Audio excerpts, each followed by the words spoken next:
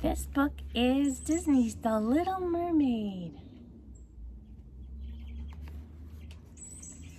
Far beneath the ocean waves in the land of the mer people lived a lovely young mermaid named Ariel. Her home was an undersea palace. Although it was quite magnificent, she hardly ever spent time there. She preferred to go exploring with her little friend Flounder the fish. Ariel loved to collect objects from the world above the sea.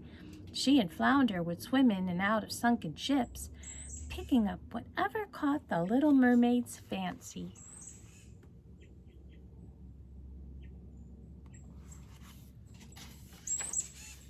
Ariel's father, King Triton, ruled the undersea kingdom. He was very proud of Ariel's many gifts, especially her beautiful singing voice. He had arranged to give a special concert to show his daughter's wonderful talent to all the merfolk. Ariel's sisters sang to begin the concert. Then they sang a special song to introduce Ariel. But Ariel wasn't there. Triton was not pleased. How could Ariel have forgotten to show up for her own debut?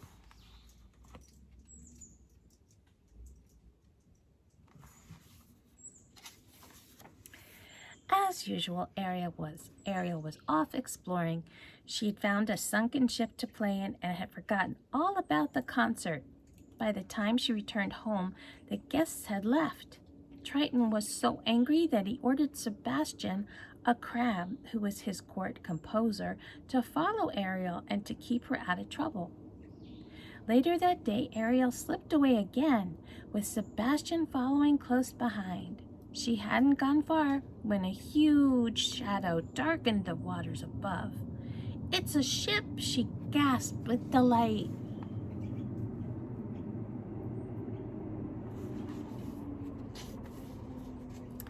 Ariel swam to the surface to get a closer look. There were humans on board. One of them was very handsome. Ariel heard the others call him Prince Eric. But as Ariel watched, a sudden storm took them all by surprise. To her horror, the ship began to sink. Most of the people on board were able to climb safely into a lifeboat, but the handsome young prince was hit by a falling spar and thrown into the churning water.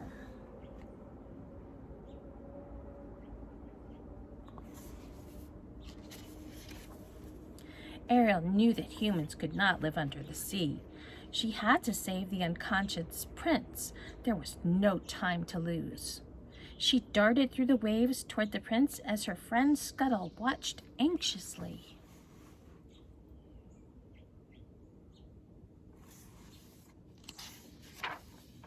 Using all her strength, Ariel dragged the young prince to shore. Scuttle was waiting for them.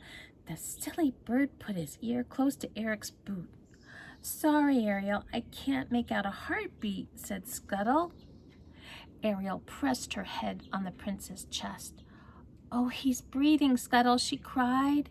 She was so happy that she began to sing to the prince.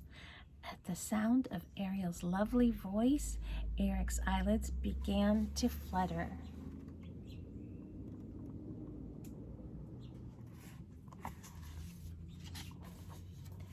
"He's going to be all right," Ariel said gratefully. "Now I better get back before Father finds out I've left." When the prince opened his eyes, all he saw was his faithful dog Max running toward him and not barking. Ariel returned home, but she couldn't forget the human prince. As she sat thinking about him, two evil eels named Flotsam and Jetsam watched her with their cunning eyes.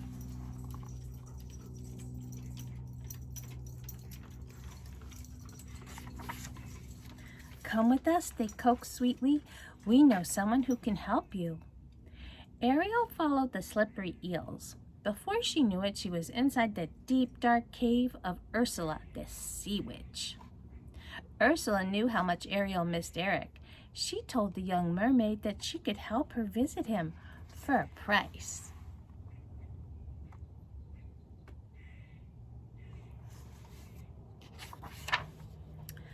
I will make you human so you can visit your young man, Ursula said, but you must get him to fall in love and kiss you before the sun sets on the third day.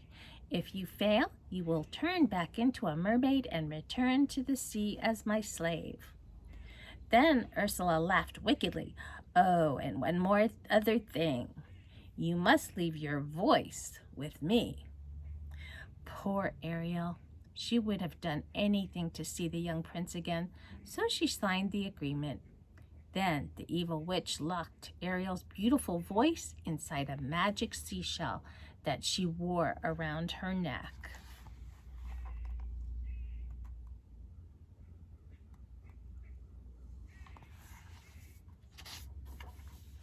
Flounder and Sebastian watched in amazement as Ursula's magic powers changed Ariel into a human girl. Suddenly, Ariel could no longer live underwater. Luckily, her two friends rushed her up to the surface so she could breathe. Ursula cackled with glee. She intended to make sure Ariel did not get her kiss.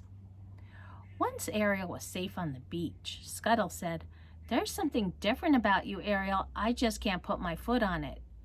Ariel showed him her two legs. She wanted to tell Scuttle about what had happened to her, but since Ursula had taken her voice, Sebastian had to explain.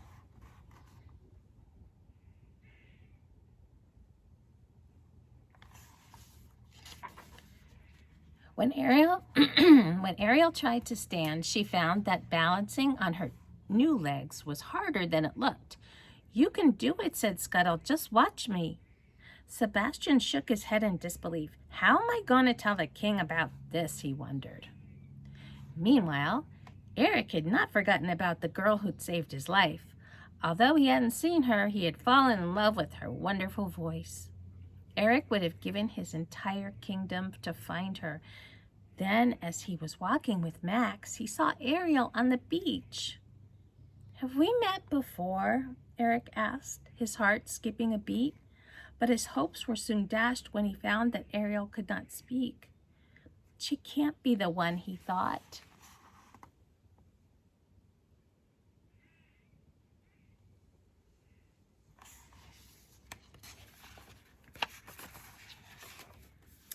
Still, the prince felt sorry for Ariel, so he brought her to his castle.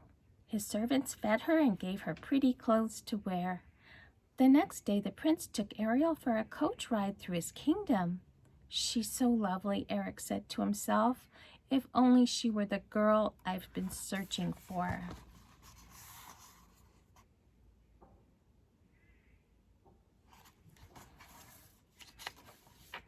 The next day, the prince took Ariel for a boat ride. "There isn't much time," thought Ariel. "If he doesn't kiss me soon, I'll become Ursula's slave." Although Ariel didn't know it, the prince was falling in love and was just about to kiss her. But Flotsam and Jetsam had been watching them.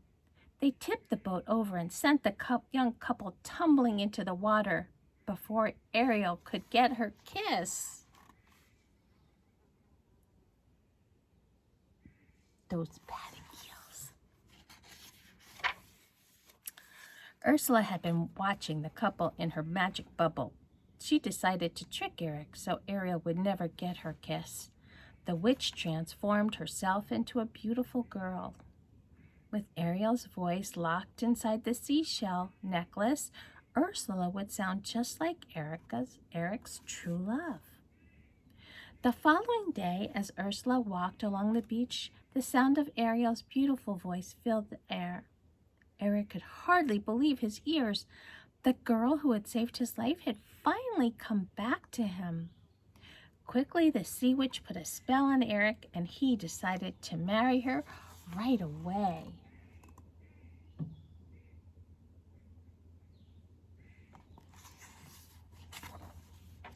Ursula's nasty trick had worked. She and Eric were to be married on his ship that very day. In her cabin, Ursula laughed as she looked at her true reflection in the mirror. Luckily, Scuttle saw Ursula's real reflection too. Scuttle and Flounder rushed off to find Ariel and tell her all about the sea witch's latest trick. "Don't worry, Ariel, we'll help you," said Scuttle.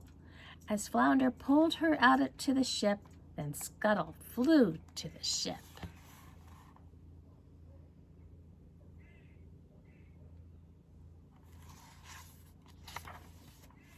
With the help of sea lions, pelicans, and other birds, Scuttle stopped the wedding.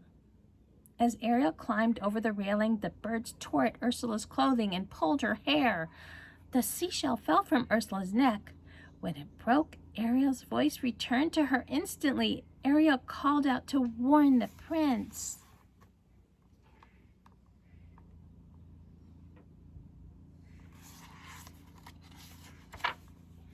Then Eric knew he'd been tricked, but time had run out.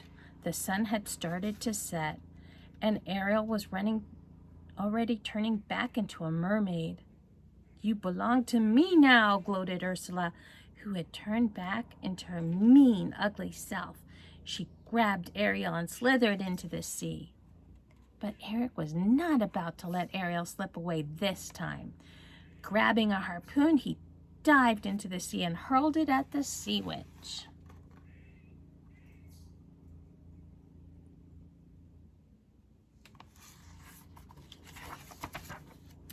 That made Ursula angrier than ever.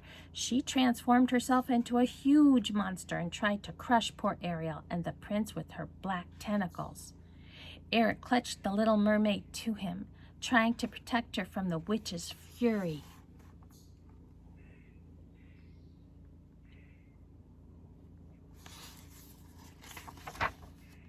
Eric knew he had to do something, and fast. Climbing aboard a ship that Ursula's angry thrashing had raised from the bottom of the sea, he grabbed the wheel.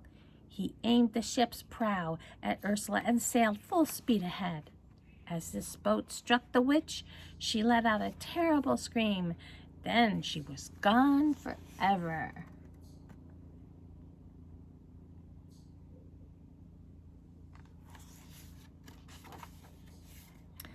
Everyone was glad the sea witch was gone, but Ariel was still unhappy. Even Triton could see that his daughter was truly in love.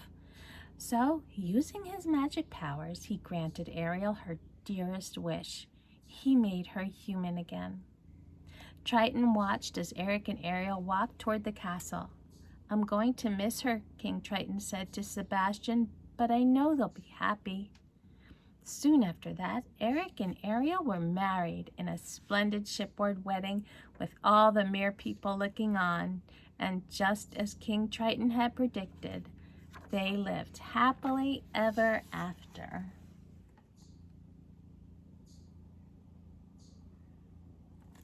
The end. Love you guys.